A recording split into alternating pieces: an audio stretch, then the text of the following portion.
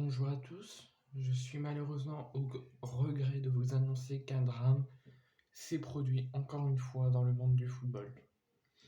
Lors de la rencontre en Argentine avec le Boca Juniors, un fan a perdu la vie.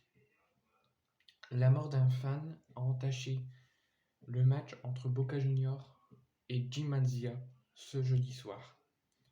Les officiels ont interrompu le match à peine à 9 minutes de jeu en raison d'un incident à l'extérieur de l'Estadio Juan Carmelo Cerro a La Plata en Argentine. Au départ, le match n'autorisait que les supporters locaux à entrer dans le stade. Les autorités ont interdit aux supporters itinérants d'assister à des matchs à l'extérieur de la région depuis 2013. De fréquents problèmes de violence ont conduit à cette décision. Les rapports affirment que près de 10 000 fans se sont rassemblés à l'extérieur du stade bondé pendant les troubles.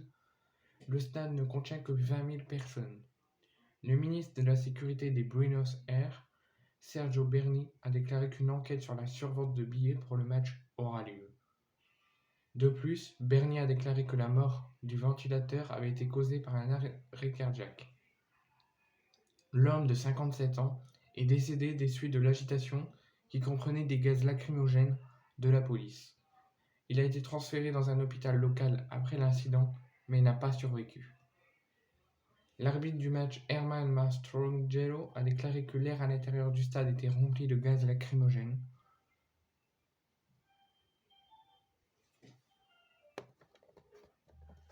Il a déclaré également que l'air était devenu irrespirable et que la situation était devenue incontrôlable et qu'il n'y avait aucune garantie de sécurité.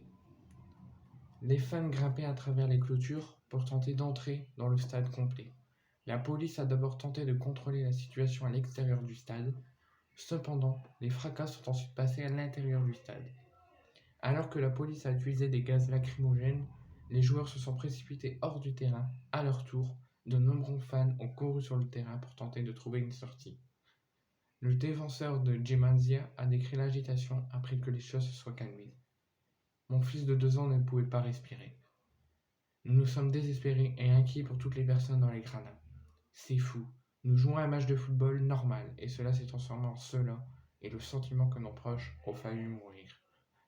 L'incident de jeudi soir est survenu 5 jours seulement après la tragédie du football indonésien. Plus de 130 personnes sont mortes alors que les fans ont pris d'assaut le terrain et se sont affrontés avec la police. Les matchs de football du monde entier cette semaine ont commencé par 1 minute de silence en souvenir de ceux qui ont perdu la vie dans la catastrophe indonésienne. Et je pense que dans les semaines à venir, il y aura 1 minute de silence dans tous les stades pour ce nouveau drame qui ne devrait jamais arriver en 2022 et dans des matchs de foot.